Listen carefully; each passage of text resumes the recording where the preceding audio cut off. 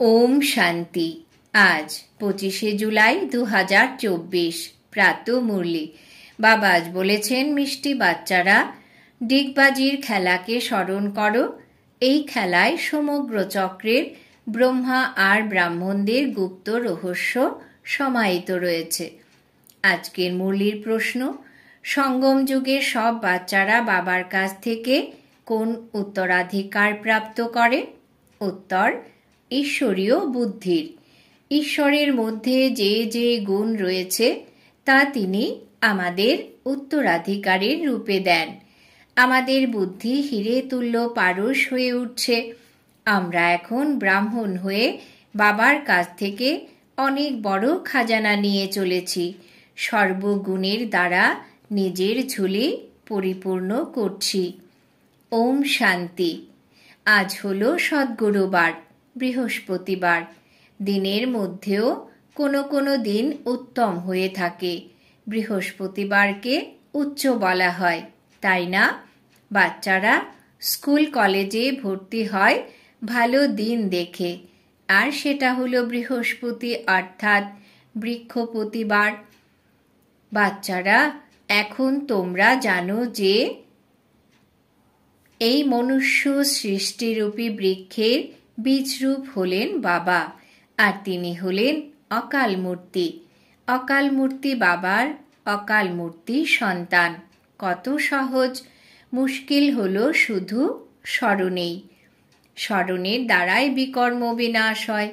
তোমরা পতিত থেকে পবিত্র হয়ে যাও। বাবা বোঝান যে, বাচ্চারা, তোমাদের ওপরে অবিনাশী অসীম জগতের দশা বসে রয়েছে। এক হয় পার্থিব জগতের দশা, আর দ্বিতীয় হয় অসীম জগতের। বাবা হলেন বৃক্ষপতি।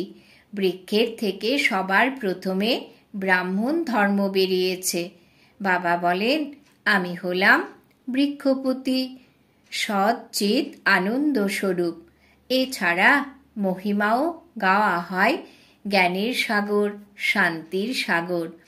তোমরা জানো যে সত্যযুগে দেবী দেবতারা সকলে শান্তির পবিত্রতার সাগর ছিল। ভারত সুখ শান্তি পবিত্রতার সাগর ছিল।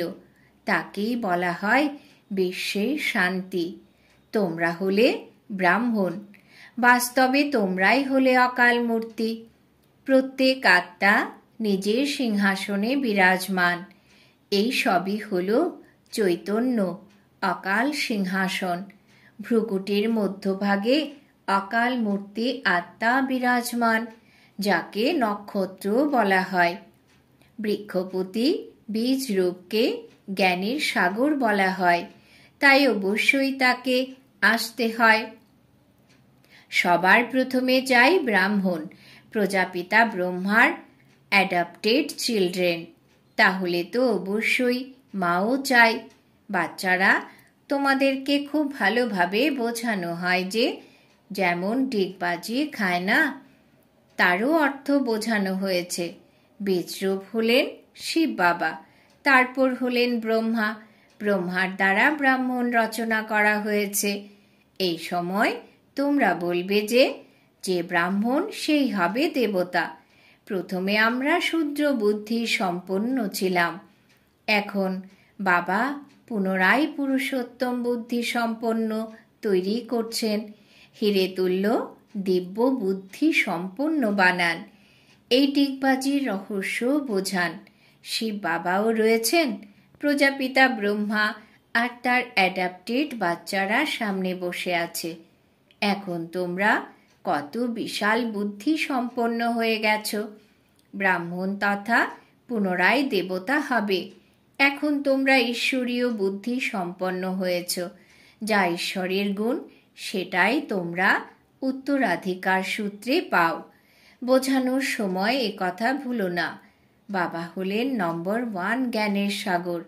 ওনাকে জ্ঞানেশ্বর বলা হয়। জ্ঞান শোনানোর ঈশ্বর।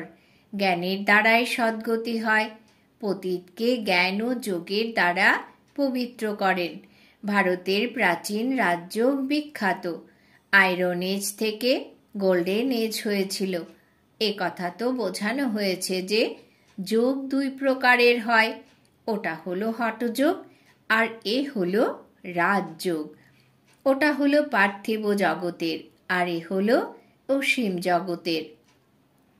ওরা হলো পার্থিব জগতের সন্ন্যাসী, তোমরা হলে অসীম জগতের সন্ন্যাসী। ওরা ঘর সংসার পরিত্যাগ করে, তোমরা সমগ্র দুনিয়ার থেকে সন্ন্যাস নাও। এখন তোমরা হলে প্রজাপিতা ব্রহ্মার সন্তান। এ হলো অতি ক্ষুদ্র নূতন বৃক্ষ। তোমরা জানো যে পুরনো থেকেই নূতন হচ্ছে, চারা গাছ রোপণ করা হচ্ছে। বারংবার আমরা ডিগবাজি খাই, আমরাই ব্রাহ্মণ তথা পুনরায় দেবতা হই। তথা শব্দটি অবশ্যই লাগাতে হবে, কেবল আমরা শব্দটি নয়। আমরাই শূদ্র ছিলাম তথা আমরাই ব্রাহ্মণ হয়েছি। এই ডিগবাজির খেলাকে একদমই ভুলে যাওয়া উচিত নয়। এ তো অতি সহজ ব্যাপার, ছোট ছোট বাচ্চারাও বোঝাতে পারে। আমরা 84 জন্ম কিভাবে নেই, সিঁড়ির থেকে কিভাবে নিচে পতিত হয়েছি, পুনরায় ব্রাহ্মণ হয়ে কিভাবে উপরে চড়ি, ব্রাহ্মণ তথা দেবতা হতে থাকি। এখন ব্রাহ্মণ হয়ে অনেক বিশাল খাজানা গ্রহণ করছি, ঝুলি পরিপূর্ণ হচ্ছে। জ্ঞান সাগর শঙ্করকে বলা হয় না, তিনি ঝুলি পরিপূর্ণ করেন না, এ তো চিত্রকারেরা বানিয়ে দিয়েছে। শঙ্করের কোনো কথাই নেই। এই বিষ্ণু আর ব্রহ্মা হলো এখানকার। লক্ষ্মীনারায়ণের যুগল চিত্র ওপরে দেখানো হয়। এ হলো এনার অর্থাৎ ব্রহ্মার অন্তিম জন্ম। সর্বপ্রথমে এই বিষ্ণু ছিল, পুনরায় 84 জন্মের পরে এই রকম হয়েছে। এনার নাম আমি ব্রহ্মা রেখেছি, সকলের নাম বদল করে দিয়েছি, কারণ তোমরা সন্ন্যাস নিয়েছ, তাই না? শূদ্র থেকে ব্রাহ্মণ হয়েছ, তাই নাম বদল করে নিয়েছে। বাবা অতি রমণীয় নাম রেখেছেন। তাহলে এখন তোমরা বোঝো। দেখো যে বৃক্ষপতি এই রথে বসে রয়েছেন, ওনার তো এটা অকাল সিংহাসন। এনারও অর্থাৎ ব্রহ্মা বাবারও এই আসন উনি লোন নিয়েছেন। ওনার নিজের তো কোনো আসন থাকে না, তিনি বলেন যে আমি এই রথে বিরাজমান হই আর নিজের পরিচয় দিই। আমি তোমাদের পিতা, শুধু জন্ম মৃত্যুর চক্রতে আসি না, কিন্তু তোমরা পুনর্জন্ম নাও। যদি আমিও আসি, তবে তোমাদের তমপ্রধান থেকে শতপ্রধান কে বানাবে? তৈরি করার মতো তো কেউ চাই, তাই না? সেই জন্যই আমার এমন পার্ট। তোমরা আমাকে আহ্বানও করো যে পতিত পাবন আসুন। নিরাকার শিব বাবাকে আত্মারা ডাকে, কারণ আত্মারা দুঃখী। ভারতবাসী আত্মারা বিশেষভাবে ডাকে যে এসে পতিতদের পবিত্র করুন। সত্যযুগে তোমরা অত্যন্ত পবিত্র সুখী ছিলে, আর তখন কখনো ডাকনি। তাই বাবা স্বয়ং বলেন তোমাদের সুখী করে আমি পুনরায় বানপ্রস্থে চলে যাই। ওখানে আমার কোনো প্রয়োজনই নেই। ভক্তিমার্গে আমার ভূমিকা রয়েছে, তারপর আধা কল্পে আমার কোনো ভূমিকা থাকে না। এ তো অতি সহজ বিষয়, এতে কোনো প্রশ্ন উঠতেই পারে না। গাওয়াও হয়, দুঃখে স্মরণ সকলেই করে। সত্যযুগ ত্রেতায় ভক্তি মার্গ হয় না, জ্ঞান মার্গ বলা যাবে না। জ্ঞান তো পাওয়াই যায় সঙ্গমে, যার ফলে তোমরা 21 জন্মের অবিনাশী উত্তরাধিকার রূপী প্রালব্ধ প্রাপ্ত করো। নম্বরের ক্রমানুসারে উত্তীর্ণ হয়, আবার ফেলও করে। তোমাদের এই যুদ্ধ চলছে। তোমরা দেখো যে রথে বাবা বিরাজমান, তিনি তো বিজয়ী হয়েছেন। আবার অনন্য বাচ্চারাও বিজয় লাভ করে, যেমন কুমারকা অর্থাৎ দাদি প্রকাশমণি রয়েছেন, অমুকে অমুকে রয়েছেন যারা অবশ্যই বিজয় লাভ করবে। তারা অনেককে নিজেদের সমান তৈরি করেন, তাই বাচ্চাদের এ কথা বুদ্ধিতে রাখতে হবে। এ হলো ডিগবাজির খেলা। ছোট বাচ্চারাও এ কথা বোঝে, তাই বাবা বলেন বাচ্চাদের শেখাও। তাদেরও বাবার কাছ থেকে অবিনাশী উত্তরাধিকার পাওয়ার অধিকার রয়েছে। এ খুব বেশি বড় কথা তো নয়। এই জ্ঞানকে সামান্যতম জানলেও এই জ্ঞানের বিনাশ হয় না, তাহলেও স্বর্গে অবশ্যই যাবে। যেমন যীশু খ্রিস্টের স্থাপন করা খ্রিস্টান ধর্ম কত বড়। এই দেবী দেবতারা তো সর্বাগ্রে, আর এটাই সর্বাপেক্ষা বড় ধর্ম, যা 2 যুগ পর্যন্ত চলে। তাই অবশ্যই তাদের সংখ্যাও অধিক হওয়া উচিত। কিন্তু তাদের হিন্দু বলে দেওয়া হয়েছে। বলাও হয় যে 33 কোটি দেবী দেবতা। তবে আবার হিন্দু কেন বলে?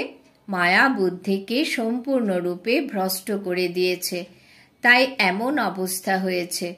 বাবা বলেন মায়ার উপরে বিজয় লাভ করা কোনো কঠিন ব্যাপার নয়। তোমরা প্রতি কল্পে বিজয় লাভ করো। তোমরা তো সেনা, তাই না? বাবাকে পেয়েছ এই বিকাররূপী রাবণের ওপরে বিজয় লাভ করার জন্য। তোমাদের ওপরে এখন বৃহস্পতির দশা বসে রয়েছে। ভারতের ওপরেই দশা বসে। এখন সকলের ওপরেই রাহুর দশা। বৃক্ষপতি বাবা আসেন, তাই অবশ্যই ভারতের ওপর বৃহস্পতির দশা বসে। এর মধ্যেই সব কিছু চলে আসে। বাচ্চারা, তোমরা জানো যে আমরা ওখানে নিরোগী কায়া পাই। ওখানে তো মৃত্যুর কোনো নামই নেই। অমর লোকে তো, তাই না? বাবা বলেছেন অমর লোক তো। এভাবে ওখানে বলা হবে না যে অমুকে মারা গেছেন, মৃত্যুর কোনো নামই নেই। এক শরীর ত্যাগ করে অন্য শরীর ধারণ করে। শরীর ধারণ আর ত্যাগের মুহূর্তেও খুশি বজায় থাকে। দুঃখের কোনো নামই নেই। তোমাদের ওপরে এখন বৃহস্পতির দশা রয়েছে। সকলের উপরেই তো আর বৃহস্পতির দশা থাকবে না। স্কুলে কেউ কেউ পাশও করে, আবার ফেলও করে। এও হলো পাঠশালা। তোমরা বলবে যে আমরা রাজযোগ শিখি। শেখায় কে? অসীম জগতের পিতা। তাহলে কত খুশিতে থাকা উচিত। এর মধ্যে তো আর কোনো কথা নেই। মুখ্য কথা হলো পবিত্রতা। লেখাও রয়েছে, হে বৎসগণ, দেহ সহ দেহের সর্ব সম্বন্ধকে পরিত্যাগ করে মামেকম স্মরণ করো। এ হলো গভীর গীতার শব্দ। এখন গীতা এপিসোড চলছে, তাতেও মানুষ উল্টো পাল্টা করে দিয়েছে। সত্য যেটুকু তা হলো আটার মধ্যে যতটুকু নুন। অতি সহজ কথা, যা ছোট বাচ্চাও বুঝতে পারে। তাও কেন ভুলে যাও? ভক্তি মার্গেও বলতে হয় যে বাবা, তুমি যখন আসবে তখন আমরা তোমার হয়ে যাব, অন্য কেউ নয়। আমরা তোমার হয়ে তোমার কাছ থেকে সম্পূর্ণ অবিনাশী উত্তরাধিকার নেব। আমরা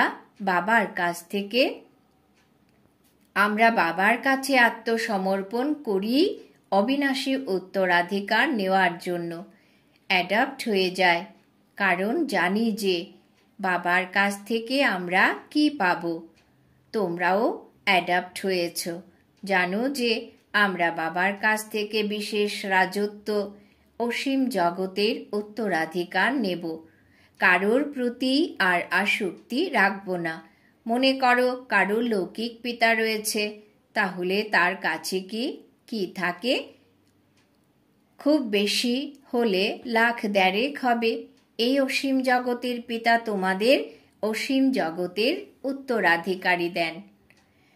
বাচ্চারা, তোমরা আধা কল্প মিথ্যা মিথ্যা সব গল্প গাথা শুনে এসেছ।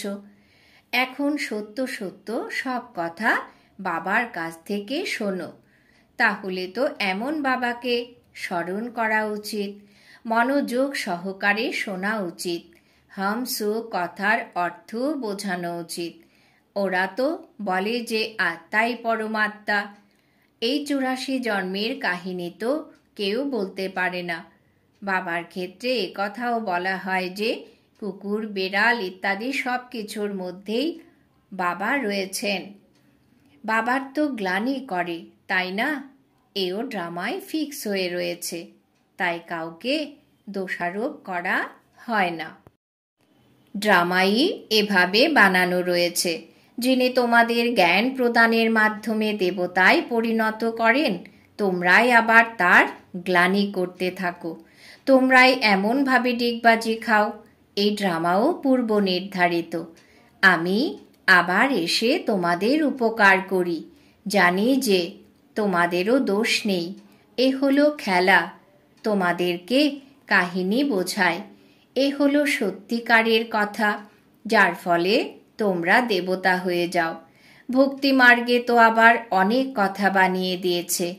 এইম অবজেক্ট কিছুই নেই। ওসব কিছুই তৈরি হয়েছে পতনের অভিমুখে যাওয়ার জন্য। লৌকিক বিদ্যালয়ে তোমাদের শিক্ষা দেওয়া হয়, কিন্তু সেখানেও শরীর নির্বাহের জন্য কিছু এইম থাকে।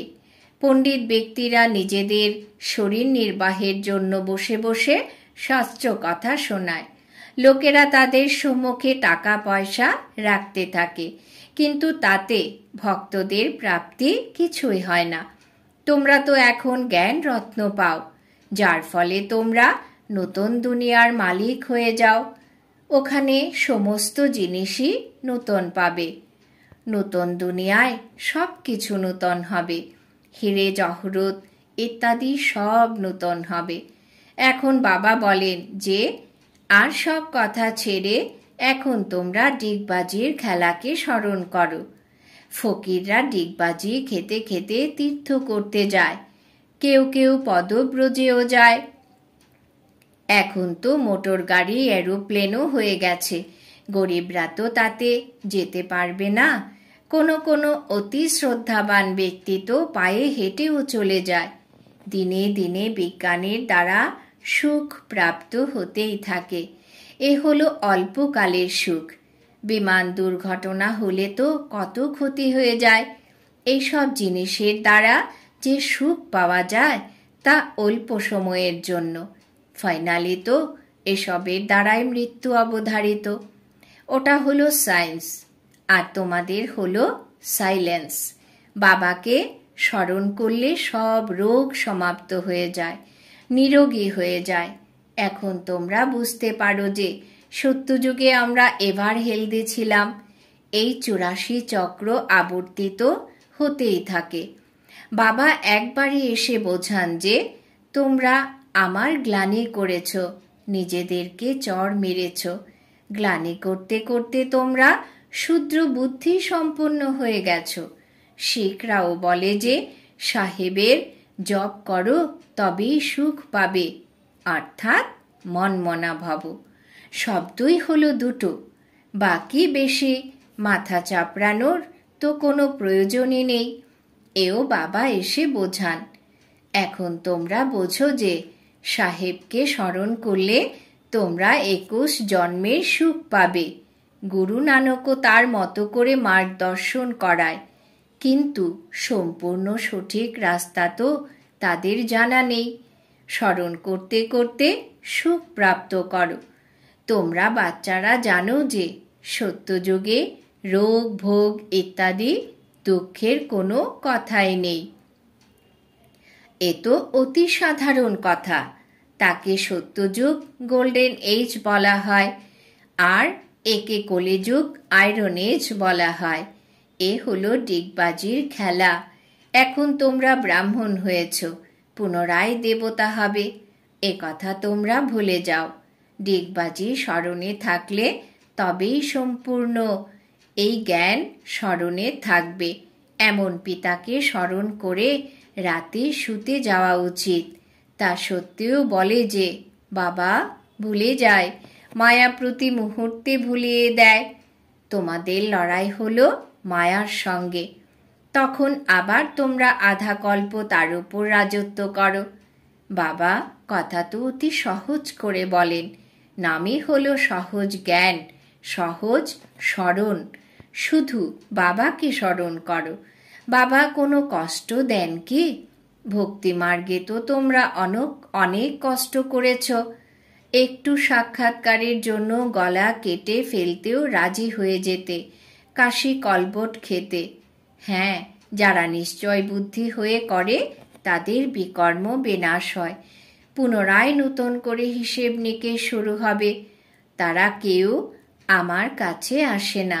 আমাকে স্মরণ করলেই বিকর্ম বিনাশ হয়ে যায়। শরীরকে কষ্ট দিলে হয় না। আমার কাছে তো কেউ আসে না। কত সহজ কথা। এই ডিগবাজির খেলা তো বৃদ্ধদেরও স্মরণে থাকা উচিত, আর বাচ্চাদেরও স্মরণে থাকা উচিত। আচ্ছা, বাবা ইয়াদ পেয়ার দিচ্ছেন, মিষ্টি মিষ্টি হারানিধি বাচ্চাদের প্রতি মাতা পিতা বাপদাদার স্মরণের স্নেহ সুমন আর সুপ্রভাত। আত্মাদের পিতা তার আত্মারূপী বাচ্চাদেরকে জানাচ্ছেন নমস্কার। আমরা আত্মারূপী বাচ্চারা আমাদের মাতা পিতা বাপদাদাকেও জানাই স্মরণের স্নেহ সুমন সুপ্রভাত নমস্কার। ধারণার জন্যে মুখ্য সার। 1 নম্বর, বৃক্ষপতি বাবার কাছ থেকে সুখ শান্তি পবিত্রতার অবিনাশী উত্তরাধিকার প্রাপ্ত করার জন্য নিজেকে অকাল মূর্তি আত্মা মনে করে বাবাকে স্মরণ করতে হবে। ঈশ্বরীয় বুদ্ধি বানাতে হবে। 2 নম্বর, বাবার কাছ থেকে সত্য কথা শুনে অন্যদেরও শোনাতে হবে। মায়াজিত হওয়ার জন্য নিজের সমান তৈরি করার সেবা করতে হবে। বুদ্ধিতে যেন থাকে যে আমরা প্রতি কল্পের বিজয়ী, বাবা আমাদের সঙ্গে রয়েছেন। বরদান। বাবা আজ বরদান দিয়েছেন, নির্বল থেকে বলবান হয়ে অসম্ভবকে সম্ভব করে তোলা হিম্মতবান আত্মা ভব। নির্বল থেকে বলবান হয়ে অসম্ভবকে সম্ভব করে তোলা হিম্মতবান আত্মা ভব। ব্যাখ্যা: সাহসী বাচ্চা সহায়তায় বাবা। এই বরদানের আধারে সাহসের প্রথম দৃঢ় সংকল্প করেছ যে আমাকে পবিত্র হতেই হবে, আর বাবা পদম গুণ সহায়তা দিয়েছেন যে তোমরা আত্মারা অনাদি আদি পবিত্র ছিলে, অনেকবার পবিত্র হয়েছ আর হতেও থাকবে। অনেকবারের স্মৃতির দ্বারা সমর্থ হয়ে গেছ। নির্বল থেকে এতটা বলবান হয়ে গেছ যে চ্যালেঞ্জ করেছ। সমগ্র বিশ্বকেও পবিত্র করে দেখাবে। যে কাজকে ঋষি মুনি মহান আত্মারা মনে করে যে পবিত্র হয়ে থাকা মুশকিল, সেই কাজকে তোমরা অতি সহজেই করে থাকো। স্লোগান: দৃঢ় সংকল্প করাই হলো ব্রত পালন করা। সত্যিকারের ভক্তরা কখনো ব্রত ভাঙে না। দৃঢ় সংকল্প করাই হলো ব্রত পালন করা। সত্যিকারের ভক্তরা কখনো ব্রত ভাঙে না। আজকের সমান আমি হিম্মতবান আত্মা। ওম শান্তি।